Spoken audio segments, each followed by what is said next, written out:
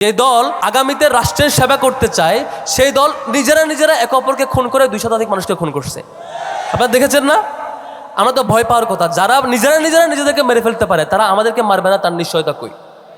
যারা চাঁদাবাজি নিয়ে একে অপরকে খুন করতে পারে, যারা চাঁদার ভাগ বন্টন নিয়ে একে অপরকে খুন করতে পারে, তারা কালকে রাষ্ট্রের সম্পদ খেয়ে লুটপাট করবে না, তার নিশ্চয়তা কই? এই যার এলাকার ব্যাপারে দায়িত্ব নেওয়া, আমার এলাকায় কোনো বাটপাড়িকে, এমপি তো দূরের কথা, এলাকায় ঢুকতে দেওয়ার সুযোগ নেই কোনো বাটপাড়কে। কমিটমেন্ট নিতে হবে, আমার এলাকায় কোনো মাদকের সন্ত্রাস যারা কাজ করে, মাদকের সাম্রাজ্য যারা করে, মাদকের ব্যবসায়ী সিন্ডিকেটকে যারা আশ্রয় দেয়, তাকে এলাকায় আমরা ঢুকতেও দিব না। এই কমিটমেন্ট নিতে হবে। কারণ কোনো মাদককে এলাকায় আশ্রয় দিলে সেই এলাকা আর কখনো ভালো থাকবার কথা না। এই এলাকায় যদি কেউ নির্বাচন করতে চায়, এলাকায় যদি কেউ নির্বাচিত প্রতিনিধি হতে চায়, তাকে আগে এসে ঘোষণা দিতে হবে আপনি অন্তত দুর্নীতি করবেন না, আপনি অন্তত দুর্নীতি করবেন না, আপনি অন্তত মাদকের সাম্রাজ্যকে এখানে আশ্রয় দিবেন। এই কমিটমেন্ট আগে দিতে পারতে হবে। কিন্তু আমরা দেখছি সবগুলো জায়গায় একটা নির্দিষ্ট অংশ, কিছু বাছাইকৃত ফেস যাদেরকে আমরা চিনি, তারাই কেন যেন ঘুরে ফিরে এই মাদকগুলোকে আশ্রয় দিচ্ছে। আমাদের ক্যাম্পাসে আমরা বারবার চেষ্টা করছি, আপনারা দেখেছেন ক্যাম্পাসে আমরা কাজ করার চেষ্টা করছিলাম, আলহামদুলিল্লাহ চেষ্টা করছি। এখনও সেই যে মানুষেরা যাদেরকে শিক্ষার্থীরা পছন্দ করে নাই, অথবা রায় দেয় নাই, অথবা শিক্ষার্থীরা তাদের ব্যাপারে আশঙ্কা করেছিল, তাদের উচিত ছিল তারা একটা পথে শিক্ষা নিয়ে সঠিক পথে আসবে। কিন্তু আমরা অন্যান্য ক্যাম্পাসে দেখতে পাচ্ছি সব জায়গায় ঠিক এখনও তারা সেই অস্ত্রের ঝঞ্ঝনানি ফিরিয়ে নিয়ে আসতে চায়। সম্মানিত ভাইয়েরা, ডাকসু নির্বাচন হয়েছে, আপনারা দেখেছেন। তো এখন দেশে যা যা ঘটছে, যা যা দেখতে পাচ্ছেন মিডিয়াতে, এবং যা যা আশঙ্কা করা হচ্ছে, প্রত্যেকটা ব্যাপার ডাকসুর ক্ষেত্রেও সত্য ছিল। কিন্তু ডাকসু ঠিকই হয়েছে, এবং যাকে নির্বাচিত করবার কথা শিক্ষার্থীরা তাকে ঠিকই নির্বাচিত করেছে। সুতরাং আপনারা ভয় পাওয়ার কিছু নাই, আতঙ্কিত হবার কিছু নাই। এখন নানা আশঙ্কা, নানা আতঙ্ক আমাদের মনে ঢুকাই দেওয়ার চেষ্টা করলেও দিন শেষে দেখবেন যে মানুষটা নির্বাচিত হলে পরে এই এলাকার সত্যিকারের তো উপকার হতো, তিনিই দিন শেষে নির্বাচিত হবেন ইনশাআল্লাহ। কিন্তু দুঃখের ব্যাপার হচ্ছে 1971-এ স্বাধীনতা যুদ্ধের পর থেকে আজকে পর্যন্ত আমরা বারবার আশা করেছিলাম এই বুঝি আমাদের রক্ত দেওয়া শেষ হয়েছে। আপনারা দেখে থাকবেন 71 সালের মুক্তিযুদ্ধের পর আমরা ভাবছিলাম চুরি বাটপারি আর মনে হয় হবে না, কম্বল চুরির ঘটনা আপনারা সবাই জানেন। আমরা ভাবছিলাম এরপরে মনে খুনাখুনি হবে না। আপনারা রক্ষী বাহিনীর সন্ত্রাসী কাজ আপনারা জানেন সবাই, সেই রাষ্ট্রীয় বাহিনীর গুণখুম আমরা ভেবেছিলাম অন্তত 90 সালের এরশাদের পতনের পর থেকে বোধহয় আর ফিরবে না। কিন্তু আবারও ঠিকই ফিরেছে, এমনভাবে ফিরেছে সর্বশেষ 24 পর্যন্ত আমরা ফেসিবাদকে দেখেছি, যে ফেসিবাদকে আমরা আবারও পতন করতে হয়েছে হাজার হাজার ভাইয়ের জীবনের বিনিময়ে। কিন্তু একটা কমিটমেন্ট আমাদের নেওয়া লাগবে, যেটা আমরা বিশ্ববিদ্যালয়ে নিয়েছি। ঢাকা বিশ্ববিদ্যালয়ে আমরা আগে দেখেছিলাম যে বিশ্ববিদ্যালয়ে কয়দিন পর সবাই শপথ নেয় এবার বুঝোয় আমরা ভালো হব, আবারও ঠিক আবার মারামারি এবং রাজনৈতিক বাজে কালচার ফিরে আসে। কিন্তু এবার আমরা সিরিয়াসলি শপথ নিয়েছিলাম আর কখনোই বাজে রাজনীতি ফিরতে দিব না, সেটা আমরা ডাকসুতে বাস্তবায়ন করে দেখিয়েছি আলহামদুলিল্লাহ। এখন এই শপথ আপনাদের নেওয়া লাগবে। কি শপথ নেওয়া লাগবে? নাম্বার 1, আমরা এতদিন দেখেছি যে আল্লাহর বান্দা এমপি হয়, সে দেখবেন এমপি হওয়ার পর থেকে 1 লক্ষ টাকার একটা বাজেট আসছে মনে করেন একটা স্কুলের জন্য, সেটা স্কুলে আস্তে আস্তে 20,000 টাকা হয়ে যায়, হয় না? আমরা এই ধরনের দুর্নীতিবাজকে এখন লাল কার্ড দেখাবো ইনশাআল্লাহ। পারবো তো ইনশাআল্লাহ? আমরা ঢাকা বিশ্ববিদ্যালয়ের শিক্ষার্থীরা তারা একটা জায়গায় লাল কার্ড দেখিয়েছে, যারা চাঁদাবাজি করে, যারা বাজেট চুরি করে, যারা দুর্নীতি করতে চায়, তাদেরকে শিক্ষার্থীরা আগে লাল কার্ড দেখাইছে। তো আপনাদের এখন সতর্ক হওয়ার পালা। আগামীতে জাতীয় নির্বাচন, আমি মনে করি নাগরিক হিসাবে আমি মনে করি আমি যদি ভুল জায়গায় ভোট দেই, ভুল লোককে ভোট দেই, এই লোক যত চুরি বাটপারি করবে, যত চাঁদাবাজি করবে, প্রত্যেকটা দায়ভার আমার আপনার সিদ্ধান্তের উপরে বর্তায় নিশ্চয়ই। সুতরাং যে কয়েকটা বিষয় সতর্ক থাকবো, তার মধ্যে একটা বলেছি, এই যে দুর্নীতি করে আমরা দেখেছিলাম আগে, এই যে নির্বাচনের আগে দেখবেন বাড়ি বাড়ি এসে ভোট চায় এবং খুব অভিনয় করে যে এবার ভোটটা দিলে মনে হয় দেশ পাল্টায় যাবে। কিন্তু আপনারা দেখেছেন এরকম আমাদের প্রত্যাশিত বহু বড় বড় ব্যক্তি বড় বড় জায়গায় গিয়ে ঠিকই আগের ফরম্যাটে চুরি বাটপারি করেছে। দ্বিতীয়ত, আপনাদের এলাকায় কি চাঁদাবাজি হয় বাজারে? দেখবেন আমাদের বিশ্ববিদ্যালয়ে চাঁদাবাজি হইতো, ক্যান্টিনে চাঁদাবাজি হইতো, আশেপাশে মার্কেটে চাঁদাবাজি হইতো। এখন চাঁদাবাজিরা আর খাবার পায় না, চাঁদাবাজিদের খাবার এখন বন্ধ হয়ে গেছে। কেন বন্ধ হয়েছে? কারণ হচ্ছে শিক্ষার্থীরা সঠিক জায়গায় ভোট দিতে পারছে। তো আপনারা যদি সঠিক জায়গায় সেই ভোট দিতে না পারেন, কাল বাদে পরশু দেখবেন এই বাজার, এই মার্কেট, এই শপিং মল, আশেপাশের ব্যবসা আবারও সেই চাঁদাবাজির খপ্পরে পড়বে। তাহলে আমাদের দ্বিতীয় করণীয় হচ্ছে যে ব্যক্তিকে আপনি আস্থা পান না, এই ব্যক্তিকে ভোট দিলে তিনি চাঁদাবাজি করবেন না, এই নিশ্চয়তা যার ব্যাপারে পান না, তাকে কোনোভাবে ভোট দেওয়া যাবে না। এটা দ্বিতীয় ব্যাপার। তৃতীয় ব্যাপার হচ্ছে, আমরা মনে করি এমপি মন্ত্রীর কাজ হইলে মনে হয় এলাকায় এসে খালি বিচার সালিশ করা। আপনি দেখবেন যে বিশাল নেতা, সে ভোট হয়ে নির্বাচিত হয়ে এমপি হয়েছে, সংসদে দাঁড়ায় দাঁড়ায় একটা বক্তব্য দিতে পারে না, স্ক্রিপ্ট দেখে দেখে পড়ে। এর আগে দেখেছেন না? আমাদের রাষ্ট্রের জন্য একটা লজ্জা। গত টার্মে আমরা দেখেছি এমন এমন এমপি ছিল, এমন এমন সংসদ সদস্য ছিল, তাদের মুখ দিয়ে কথা বের হয় না। সংসদ সদস্যদের এটা কখনো কাজ না যে এলাকায় বিচার করবে আর হচ্ছে বাজার কন্ট্রোল করবে, ব্যবসা প্রতিষ্ঠান কন্ট্রোল করবে, এটা তার কাজ না। তার কাজ হওয়া দরকার ছিল আগামীর শিক্ষা ব্যবস্থা কি হবে, আগামীর ব্যবসায়িক পলিসি কি হবে, রাষ্ট্র কিভাবে উন্নীত হবে, রাষ্ট্রের নীতি কি হবে, বিদেশের কাছে রাষ্ট্রের মাথা উন্নত করে কিভাবে উঁচু করে আমরা থাকবো, সেই পলিসি দিতে পারা, তাই তো? কিন্তু যে এমপি পদপ্রার্থীর ব্যাপারে আপনি মনে করেন এই লোকের পক্ষে এটা সম্ভব না, অন্তত এই দেশটার পলিসি নিয়ে চিন্তা করবে। যে লোকের ব্যাপারে এটা সম্ভব না, সে শিক্ষা ব্যবস্থা কি হবে, যে লোকের ব্যাপারে এটা সম্ভব না, রাষ্ট্রের ব্যবসায়িক পলিসি, দেশীয় পলিসি, আন্তর্জাতিক পলিসি এবং সামগ্রিক উন্নত কিভাবে হবে, এই লোকটা দিয়ে এটা সম্ভব না। এই লোকটা দিয়ে খালি সম্ভব বিচার সালিশ করা আর এলাকা এলাকায় ঘোরাঘুরি করা। তারে ভোট দেওয়া যাবে না। এই একটা কমিটমেন্ট আমাদের নিতে হবে। কারণ আমাদের এর আগে হয়েছে যে সংসদ সদস্য সংসদে গিয়ে দাঁড়াইছে, একটা বক্তব্য দিয়েছেন, তারপর তার দলের প্রধান একটা প্রস্তাবনা দিয়েছেন, তারা হাততালি দিয়ে সব পাশ করে ফেলছে। এরকম বড় বড় অনেক বাজেট, অনেক কিছুই পাশ হয়েছে। ওই সংসদ সদস্য, ওই এমপি নিজেই বুঝে না যে ওই বাজেটের মানে কি, ওটার ভিতরে ফাঁকফোকর কি ছিল, ওই পলিসির বিপরীতে কি বলবে, তার কি বলা উচিত, তার শিক্ষা দীক্ষা তো কিছুই নাই। সে সারাদিন ঘুরঘুর করে, চাঁদাবাজি করে, লুণ্ঠন করে, দুর্নীতি করে, এটাই তার কাজ। আমরা এটাকে লাল কার্ড দেখাবো ইনশাল্লাহ। চতুর্থত, আমরা দেখেছেন এই যে নির্বাচনের আগে দেখবেন মাথায় টুপি দেবে, তারপরে নামাজ পড়বে, জুমার নামাজ মসজিদে মসজিদে, তারপরে বলবে যে ইসলামের বিরুদ্ধে কোনো আইন করবে না, তারপরে বলবে ইসলামের পক্ষে আছি।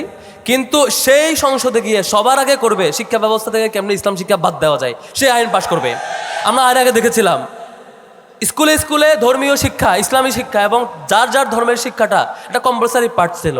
এটাকে সুন্দর করে এখান থেকে নৈতিক শিক্ষা কীভাবে আরও ম্যাক্সিমাইজ করবে, আরও কীভাবে বড় পরিসরে নিয়ে যাবে, শিক্ষার্থীদেরকে কীভাবে নৈতিক শিক্ষা দেবে, সে চিন্তা না করে এই যে নির্বাচিত অনির্বাচিত বিভিন্ন লোকজন সেখানে গিয়ে আইন পাশ করেছে কি, তাদের ধর্মীয় শিক্ষা দরকার নাই, এই আইনেই পাশ করেছে এর আগে।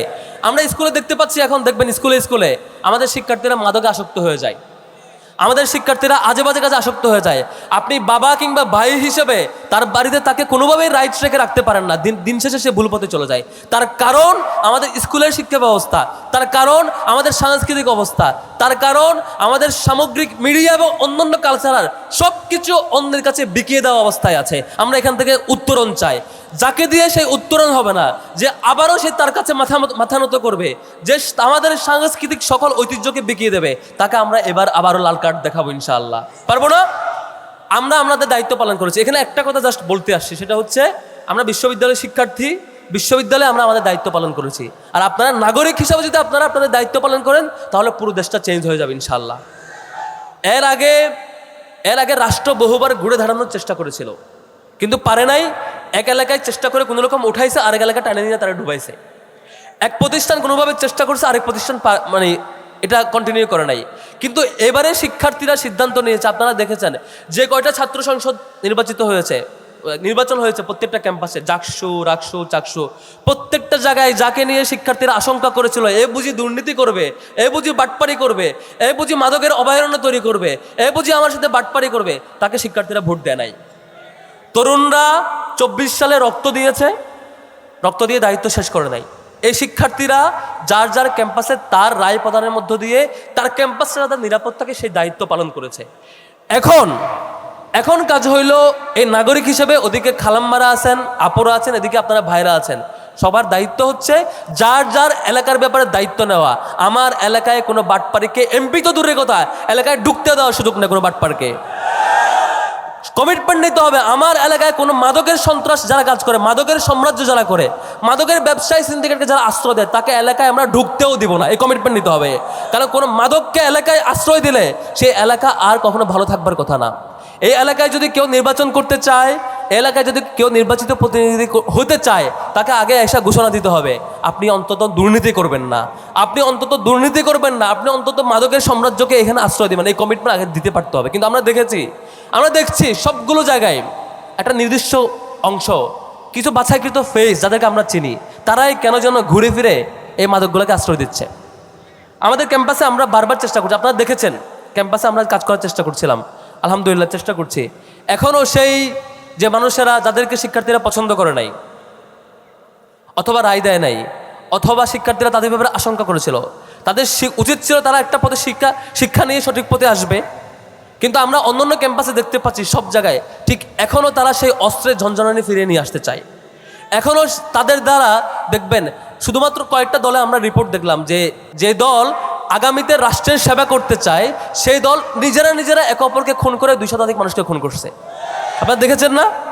আমরা তো ভয় পাওয়ার কথা। যারা নিজেরা নিজেদেরকে মেরে ফেলতে পারে তারা আমাদেরকে মারবে না, তার নিশ্চয়তা কই? যারা চাঁদাবাজি নিয়ে একে অপরকে খুন করতে পারে, যারা চাঁদার ভাগ বন্টন নিয়ে একে অপরকে খুন করতে পারে, তারা কালকে রাষ্ট্রের সম্পদ খেয়ে লুটপাট করবে না, তার নিশ্চয়তা কই? এই জায়গাটা আমাদের ভাবতে হবে। আর সর্বশেষ যেটা ভাবতে হবে, লাস্ট অপশন একেবারে, সেটা হচ্ছে আমি যেটা মনে করি যে এমপি এসে ঘোষণা দিবে যে এখানে মার্কেট হবে, এখানে স্টেডিয়াম হবে, এখানে এটা দিব ওইটা দিব, এটা শুধুমাত্র এমপির কাজ না। যে এমপি তার এখানকার জনগণকে জনসম্পদে রূপান্তর করার কমিটমেন্ট দেখবে না। আমরা এতদিন ষড়যন্ত্র দেখেছিলাম যে আমাদের বাংলাদেশে অনেক মানুষ, এই মানুষটাকে, এই জনসংখ্যাকে জনসমস্যা হিসাবে দেখানো হয়, যে এখানে নাকি এই জনগণ যে অধিক এটা নাকি সমস্যা, এভাবে উপস্থাপন করা হয়েছে আমাদের সামনে এতদিন। কিন্তু বিশ্বাস করেন, বাংলাদেশের নাগরিককে যদি কোনো নির্বাচিত প্রতিনিধি কিংবা সরকার যদি জনসম্পদে রূপান্তর করার চেষ্টা করত, আমাদের এই বাংলাদেশ সবার মাঝে, পৃথিবীর মাঝে শ্রেষ্ঠ রাষ্ট্রে পরিণত হতে পারত। কিন্তু এই লোকগুলো জানেই না যে অধিক সংখ্যক নাগরিককে কিভাবে জনসম্পদে রূপান্তর করা যায়। এই লোকেরা জানেই না কিভাবে এমপি হওয়ার পরে এই যে বেকার যুবকদেরকে কর্মসংস্থান নিশ্চিত করা যায়। আপনারা দেখেন তো, ধরেন এই এলাকার এমপি কিছুই বুঝে না, খালি হচ্ছে বিচার চালিশ করে আর এইগুলো করে চলে যায়, রাজনীতি করে চলে যায়। বিপরীতে আরেক এলাকার এমপি তিনি বুঝেন কি করে আন্তর্জাতিক মানের বিদেশি প্রতিষ্ঠানকে নিয়ে এসে এখানে শিল্প কারখানা করা যায়। সেটা যদি করতে পারেন, তাহলে কি 5 বছর পরে এই এলাকায় কোনো বেকার থাকবার কথা? দেখেন, আমি এটাই মনে করি যে সে লোক এমপি হওয়া উচিত। সেই এমপিকে আপনারা ভোট দেবেন যিনি আগামীকাল নির্বাচিত হওয়ার পর থেকে তার চিন্তা থাকবে আজকের যে শিশু স্কুলে পড়ছে তার জন্য আমি ভালো শিক্ষা ব্যবস্থা অফার করব। যেমন সেই শিক্ষার্থী স্কুল থেকে বের হওয়ার পরে, কলেজ থেকে বের হওয়ার পরে তিনি আমার এলাকায় কর্মসংস্থান পাবে, সেই কর্মসংস্থান আমি নিশ্চিত করার জন্য বাইরের রিসোর্সকে নিয়ে আসা সেই সক্ষমতা তার থাকা লাগবে। যে আরেকজনের নেতার পিছনে ঘুরে ঘুরে দিন কাটায়, আরেকজনের সন্তুষ্টির জন্য দিন কাটতে কাটতে তার চলে যায় এবং সেটা ব্যাকআপ দেওয়ার জন্য তার অনেক কিছু মেনটেন করতে হয়, তাকে দিয়ে অন্তত বাইরের রিসোর্সকে নিয়ে এসে কর্মসংস্থান নিশ্চিত করা তার পক্ষে পসিবল না। সেজন্য আমাদের সিদ্ধান্ত নিতে হবে। আজকে অনেক মুরব্বীরা আসছেন, মুরব্বীরা দেখেছেন বাংলাদেশটা বারবার দুঃখে দুঃখে ক্রাইসিসের মধ্য দিয়ে গেছে। এবার অন্তত সিদ্ধান্ত নেন যে আমাদের জীবনের এই সময়টা এমনভাবে রেখে যাব, মতামতটা এমনভাবে ব্যক্ত করব, আমার দেশের, আমার এলাকার আর কোনো শিক্ষার্থী কুশিক্ষা অশিক্ষার কারণে ঝরে পড়বে না। আমার দেশের, আমার এলাকার কোনো নাগরিক কর্মসংস্থানের হতাশার কারণে, ক্রাইসিসের কারণে কর্মসংস্থান না পেয়ে সুসাইড করতে হবে না, বিপদে পরিচালিত হবে না। এই নিশ্চয়তা আমরা নিতে চাই ইনশাল্লাহ। এবং ইনশাল্লাহ আমি বিশ্বাস করি এখন যে জোয়ার উঠেছে সত্যের পক্ষে প্রত্যেকটা ক্যাম্পাসে, এখানে উপস্থিত নাগরিকরা এবং অন্যান্যরা যদি সেই জোয়ার সারা দেশে আমরা নিয়ে যেতে পারি, আগামীকাল দেখবেন যখন জাতীয় সংসদ নির্বাচন সম্পন্ন হবে তারপরে আমরা বাংলাদেশে দেখব এই দেশে এই বিদেশি কালচারের আধিপত্য আমরা থাকতে দিব না ইনশাল্লাহ। এই দেশে আমরা অন্যায় পাপাচার আমরা থাকতে দিব না। এই দেশে দুর্নীতি এবং এই যে আগে যে বারবার দুর্নীতির চ্যাম্পিয়ন অন্যান্য গল্প আমরা শুনেছি, এবং এই যে নিয়োগ বাণিজ্য আপনারা দেখেছেন না, এর আগে এই যে বন্ধ করে দিচ্ছে যে সরকারি চাকরি ডাইরেক্ট একটা কলেজ থেকে নিয়োগ হইতো, দেখছেন না? এর আগের ইতিহাস আছে যে সরকারি চাকরি বিসিএস নিয়োগ কেমন হবে, বিসিএস বন্ধ, কারণ বিসিএস এ নাকি পিওর লোকেরা নিয়োগ পাচ্ছে, জন্য বিসিএস বন্ধ করে দিতে হবে এবং নির্দিষ্ট কলেজ এবং প্রতিষ্ঠান থেকে ডাইরেক্ট নিয়োগ দেওয়া লাগবে। এই ঘটনায় আমরা এর আগে যাদের ব্যাপারে ভালো আশা করেছিলাম তারাও এই কাজ করেছে। আমরা এটার সমাপ্তি চাই ইনশাল্লাহ। আমি শেষ করব একটা স্বপ্ন নিয়ে। আজকে এই এলাকায় আসছি আপনাদের কাছে স্বপ্ন ব্যক্ত করে, এবং আগামী 5 বছর পরে আবার আসতে চাই, যখন দেখবো আপনারা বলবেন আপনাদের প্রত্যাশিত ব্যক্তি এই এলাকার সকল পাপাচার, দুর্নীতি, চাঁদাবাজি এবং অন্যায় নির্মূল করে দিয়ে আপনাদের সামনে জবাবদিহিতা করে দাঁড়াবে যে আমি সালাউদ্দিন আইয়ুবী, তিনি এসে ঘোষণা দিতে পারবেন যে তিনি আপনাদের সমস্যাগুলো সমাধান করতে পেরেছেন কি পারেন নাই, সে ঘোষণা তিনি দিতে পারবেন। সেই সমাপ্তিটা দেখার জন্য আমরা অপেক্ষা করতে চাই ইনশাআল্লাহ। ইনশাআল্লাহ। এবং আপনারা এই সমাবেশে আসার মধ্য দিয়ে দায়িত্ব শেষ করবেন না। প্রত্যেকটা নাগরিকের নিজস্ব সার্কেল আছে এবং নিজস্ব পরিবার আছে, সমাজ আছে। প্রত্যেকটা যার যার জায়গায় আমাদের কথাগুলোকে পৌঁছাবেন। জাস্ট এইটা যে আমরা কোনো চাঁদাবাজ এবং দুর্নীতিবাজকে আসতে দেব না, আমরা কোনো মাদকের উস্তাদকে এখানে আসতে দেব না, এইটুকু দাওয়াত পৌঁছাবেন। ওমা তৌফিক ইল্লা বিল্লাহ। আসসালামু আলাইকুম রহমতুল্লাহ।